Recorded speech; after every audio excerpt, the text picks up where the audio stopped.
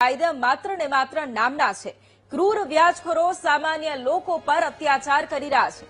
પાટણમાં માત્ર 5,000 રૂપિયા માટે વ્યાજખોર માનવ જિંદગીનું મૂલ્ય ભૂલ્યો। વ્યાજખોરના વિષચક્રમાં હોમાઈ એક સામાન્ય મહિલાની જિંદગી। ખાલકપુરા ગામના પિંકીબેન પટણી નામની મહિલાએ ઉધારમાં 5,000 રૂપિયા લીધા હતા। ઘર ખર્ચ માટે બાબુ રાવળ પાસેથી 5,000 રૂપિયા મોતનું કારણ બન્યું છે। એક મહિના પહેલા લીધેલા 5,000ની વ્યાજખોર ઉઘરાણી કરતો હતો।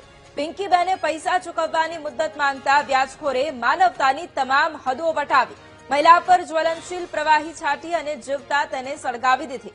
ગંભીર રીતે દાઝી જતા મહિલાનું મોત નિપજ્યું છે। પોલીસે પિંકીબેનના મોત પહેલા નિવેદન પણ નોંધ્યું છે। તો રાજ્યમાં વ્યાજખોરી વિરુદ્ધના કાયદા હવે માત્ર નામના હોય તેમ લાગી રહ્યું છે, કારણ કે પાટણની આ ગંભીર ઘટના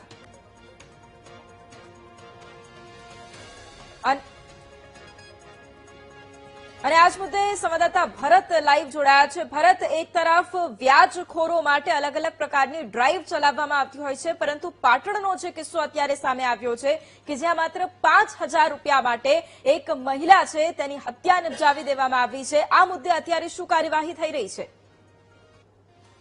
ચોક્કસથી જે રીતે પાટણ શહેરની અંદર વ્યાજખોરોનો આતંક સામે આવ્યો છે, એક બાજુ રાજ્યની અંદર પોલીસ દ્વારા વ્યાજખોરી ડામવા માટે લોક દરબારો યોજીને લોકોને સલાહો આપવામાં આવે છે, પરંતુ આ જે તમામ જે વાતો છે માત્ર ને માત્ર ચૂપિયાની વાતો હોય એ રીતની ઘટના અત્યારે પાટણ શહેરમાં બની છે। પાટણ શહેરની અંદર ખાલકપરા વિસ્તારમાં રહેતા પિંકીબેન પટણી નામના જે મહિલા છે, પોતે પોતાનું ઘર ખર્ચ ચલાવવા માટે બાબુભાઈ રાવળ નામના શખ્સ પાસેથી માત્ર 5,000 રૂપિયા લીધા હતા અને આ 5,000 રૂપિયાની ઉઘરાણી પઠાણી ઉઘરાણી બાબુભાઈ દ્વારા કરવામાં આવતી હતી અને 2 દિવસ અગાઉ જે પિંકીબેન રાવળને એક અજાણ્યા શખ્સ દ્વારા ત્યાં બોલાવવામાં આવે છે અને તેઓની ઉપર સર્વનશીલ પદાર્થ છાંટી તેઓને આગ ચમકી કરવામાં આવે છે। દ્રશ્યો બતાવવા માંગીશ કે આ એ જ પોતાના દ્રશ્યો છે કે જે પરિવારના દ્રશ્યો છે। આ દ્રશ્યો જોઈ શકાય છે કે જે માસૂમ છોકરાનું અને માતા જે દીકરી છે તેઓને અત્યારે પોતાની માતાની છત્રછાયા ગુમાવવાનો વારો આવ્યો છે। દેવી પૂજક હતા, તેઓને માત્ર 5,000 રૂપિયા નજીવી રકમની અંદર બાબુભાઈએ પોતે જ આગ ચમકી કરીને તેઓને મોતને ઘાટ ઉપર ઉતાર્યો છે। આજે આખો પરિવાર જે માતા વિહાન એટલે કે પોતાની છત ગુમાવવાનો વારો આવ્યો છે।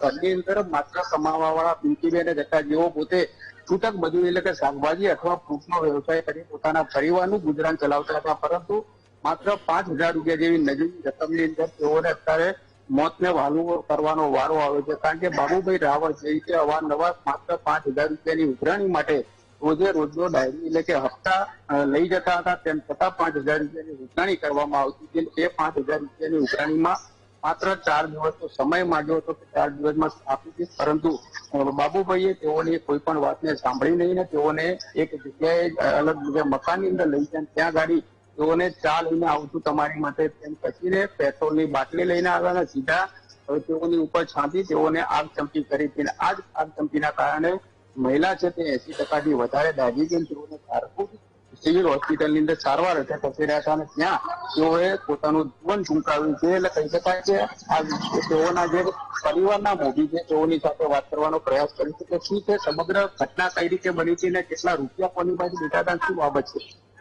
બાબત એવી છે કે પિંકીબેન એક નાના પરિવારમાંથી હતી, એના 2 બાળકો લઈને અહીંયા ગુજરાન ઘરવાળા ઓફ થયા પછી પિંકીબેન 2 બાળકોનું ગુજરાન ચલાવી રહ્યા હતા। શાકભાજીની લારી લઈને ખાલકપરા કાલી બજાર રોડ પર ધંધો કરી રહ્યા હતા।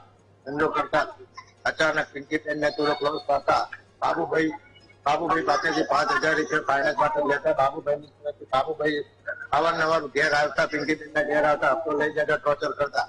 એક દિવસ એવો આવે તો બાબુભાઈ ત્યાં કરી પિંકીબેન બોલાવે ત્યાં પાસે જીતુભાઈના ચાપડે બોલાવે, જીતુભાઈના ચાપડે મકાન જોડે બેસતા એમને કીધું કે તમે મને 5,000 રૂપિયા આપી દો, પિંકીબેન મારો ધંધો કરશે, હું તમને 2 દિવસ પછી 5,000 રૂપિયા આપી દઈશ એમ કહેતા પિંકીબેનની પાસે નોચાની વાતો કરતા, ટોર્ચર કરતા।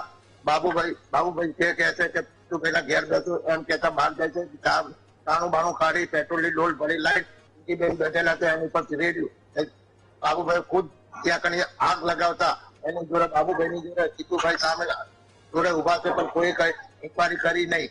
પોલીસ દ્વારા ભાઈઓને અમે કહે છે કે બાબુભાઈ સાથે કોણ કોણ આ ઘટનામાં છે એ બધાને એરેસ્ટ કરો ને અમને પિંકીબેનના બાળકોને અમને ન્યાય આપો। આવી ઘટનામાં વ્યાજખોરો બીજી જગ્યાએ ના બનાવે એવી પોલીસ દ્વારા ભાઈઓ જોડે અમારી નામમાં ચોક્કસથી દ્રશ્યો બતાવવા માંગીશ કે આ જે બાળકીના હાથમાં પોતાની માતાનો ફોટો છે, આ બાળકી માત્ર 18 વર્ષની ઉંમર છે. તેનો બાજુમાં જે બેઠો છે તે તેનો નાનો ભાઈ છે, તેની ઉંમર માત્ર 15 વર્ષ છે.